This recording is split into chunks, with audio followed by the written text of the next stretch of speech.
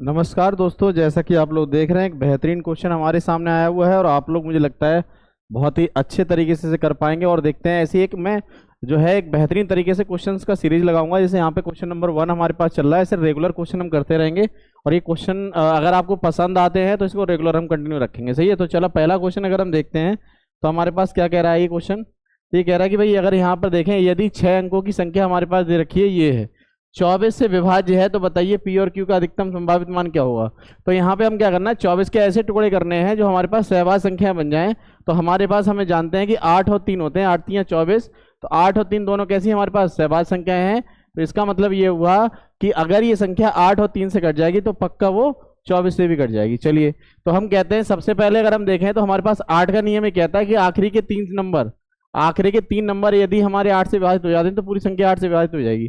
तो हमने कहा हमारे पास 9 Q और 4 ये हमारे पास दे रखे हैं। अगर इसे मैं 8 से डिवाइड करता हूं, आप सुनिए आएगा खुद बात को, तो 8 एकम 8, हमारे पास 1 बचा। अगर 9 में हम 8 निकाल देंगे तो 1 बचा। और हमारे पास यहाँ पे मैक्सिमम क्या रख सकते हैं, अधिकतम संभावित मान पूछ रहा है।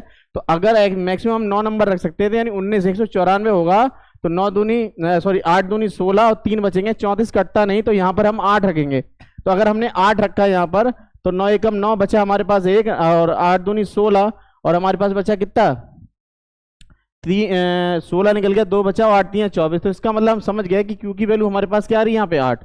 और अगर ये 8 आ रही है तो यहाँ पर हम फिर करें तो हमने कहा 1 + 1, सही है, 1 + 1 और फिर हमारे पास है P, उसके बाद हमारे पास 9 और उसके बाद हमारे पास 8 जो हमने अभी माना है, उसके बाद हमारे पास 4, ये बनेगी व्यवस्था। तो हम कह रहे हैं ये 2 हो गए 9 और 2 11, 11 और 8 हमारे पास कितने हो गए 11 और 8 हमारे पास हो गए 19, 19 और ये 23 हो गए। 23 में हम P में क्या जोड़ें मैक्सिमम, तो हमारे पास कितना बन जाए जो कट जाए 3 से। तो मैं क्या, अगर मैंने यहाँ पे 9 रखा, मान लेते हैं अगर हमने यहाँ पे 9 रखा तो 9 और 23 हमारे पास होते हैं 32 और 32 3 से नहीं कटता।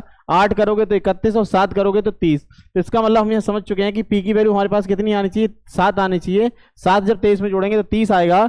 इसका मतलब P की वैल्यू हमारे पास आ गई और Q की वैल्यू हमें चाहिए और इनका संभावित मान हमें चाहिए। तो 7 और 8, 7 8 56 होता है। तो यहाँ पर आंसर हमारा कौन सा होना चाहिए, 56 होना चाहिए। ऐसे बेहतरीन सवालों के लिए मैंने पूरा एक्सप्लेन किया है आपको, और ध्यान रखिएगा ऐसे ही सवालों के लिए हमारे चैनल को सब्सक्राइब कर लें और पेज को फॉलो कर लें। जबरदस्त तरीके से अपने दोस्तों को शेयर कर दें, यकीन मानिएगा उन्हें भी मजा आ जाएगा।